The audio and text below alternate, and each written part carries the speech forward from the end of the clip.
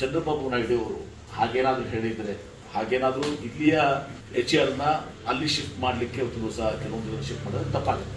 ಇವರು HAL ನವರು ನಮ್ಮಲ್ಲಿದ್ರು ಕೂಡ ಘಟಕ ಹಾಕಿ ಅಂತ ಕೇಳ್ಬೋದು ಹೊರತು ಇಲ್ಲಿ ಇರುವಂತ HAL ಆಪರೇಷನ್ಸ್ ಅನ್ನ ಇಲ್ಲಿರುವಂತಹ ಘಟಕಗಳನ್ನ ಅಲ್ಲಿ ಸ್ಥಳಾಂತರ ಮಾಡುವುದು ಅಂತೇಳಿ ಏನಾದ್ರು ಅವರು ಆ ರೀತಿ ಹೇಳಿದ್ರೆ, ಯಾಕಂದ್ರೆ ಮಾಧ್ಯಮದಲ್ಲಿ ವರದಿ ಆಗಿದೆ, ನನ್ನ ಕಡೆನೂ ಕೂಡ ಎಲ್ಲ ಕ್ಲಿಪ್ಪಿಂಗ್ಸ್ ಇದಾವೆ, ಅದನ್ನ ಚರ್ಚೆನ ಮಾಡ್ತಾ ಇದೀವಿ ಈಗ. ಹೀಗಾಗಿ ಅದು ಸೂಕ್ತ ಅಲ್ಲ ಒಂದನೇದು. ಆಮೇಲೆ ಎರಡನೇದಾಗಿ ಡಿಫೆನ್ಸ್ ಕಾರಿಡಾರ್ ನಲ್ಲಿ ಹಿಂದೆ ನಾವು ರಾಜನಾಥ್ ಸಿಂಗ್ ಅವರನ್ನು ಭೇಟಿಯಾದಾಗ ನಾವು 2022-23ಕ್ಕೆ ಏನು UP ಮತ್ತು ತಮಿಳುನಾಡಿಗೆ ಡಿಫೆನ್ಸ್ ಕಾರಿಡಾರ್ ಕೊಟ್ಟರು ಆ ಹಿಂದಿನ ಸರ್ಕಾರ ಇದ್ದಾಗ.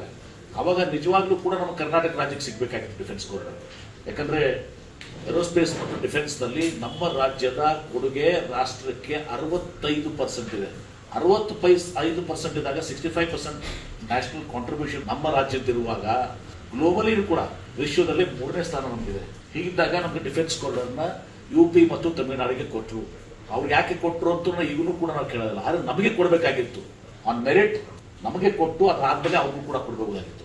ಮತ್ತೆ ನಾನು ಮೊನ್ನೆ ಅವರಿಗೆ ಒತ್ತಾಯವನ್ನು ಮಾಡಿದ್ದೇನೆ, ಡಿಫೆನ್ಸ್ ಕಾರಿಡಾರ್ನ ನಮ್ಮ ಕರ್ನಾಟಕ ರಾಜ್ಯಕ್ಕೆ ಕೊಡಬೇಕು. ಯಾಕಂದ್ರೆ ಕರ್ನಾಟಕ ಕೂಡ ಭಾರತ ದೇಶದಲ್ಲಿ ಒಂದು ರಾಜ್ಯ, ಗಮನಿಸಬೇಕಾಗ್ತದೆ. ಪಕ್ಷ ಬೇರೆ ಇರಬಹುದು, ಸರ್ಕಾರಗಳು ಬೇರೆ ಬೇರೆ ಇರಬಹುದು ಇಲ್ಲಿ, ಆದ್ರೆ ಅದು ಮಾನದಂಡ ಅಲ್ಲ ಆಗ್ತದೆ ಸರ್. ರಾಷ್ಟ್ರದ ಏಳಿಗೆಗಾಗಿ ಡಿಫೆನ್ಸ್ ಮತ್ತು ಕಾರಿಡಾರ್ ಕಾಂಟ್ರಿಬ್ಯೂಷನ್ ಇದ್ದಂತ ರಾಜ್ಯ ಬಹಳ ಮಹತ್ವ ಪಡ್ಕೋತದೆ ರಾಷ್ಟ್ರದ ಹಿತದೃಷ್ಟಿಯಿಂದಲೂ ಕೂಡ. ಈಗಾಗಲೇ ಮನವಿಯನ್ನ ಮಾಡ್ಕೊಂಡಿದ್ದೀನಿ. ಮತ್ತೆ ನಾನು ಗುರುವಾರ ಈ ಕ್ಯಾಬಿನೆಟ್ ನಂತರ ಮತ್ತೆ ಡೆಲ್ಲಿಗೆ ಹೋಗ್ತೇನೆ, ಕೇಂದ್ರ ಸಚಿವರನ್ನ ಭೇಟಿ ಆಗ್ತೇನೆ, ರಾಜನಾಥ್ ಸಿಂಗ್ ಅವರನ್ನು ಭೇಟಿ ಆಗುವಂತ ಪ್ರಯತ್ನ ಮಾಡ್ತೀವಿ. ಡಿಫೆನ್ಸ್ ಕಾರಿಡಾರ್ ನಮಗೆ ಸಿಗಬೇಕಾಗಿದ್ದ ಒಂದು ಹಕ್ಕು, ಅದು ನಮಗೆ ಹಕ್ಕು by merit, not by influence. ಯಾಕಂದ್ರೆ 65% ಕಾಂಟ್ರಿಬ್ಯೂಷನ್ ಅಂತ ಆಗಿದೆ.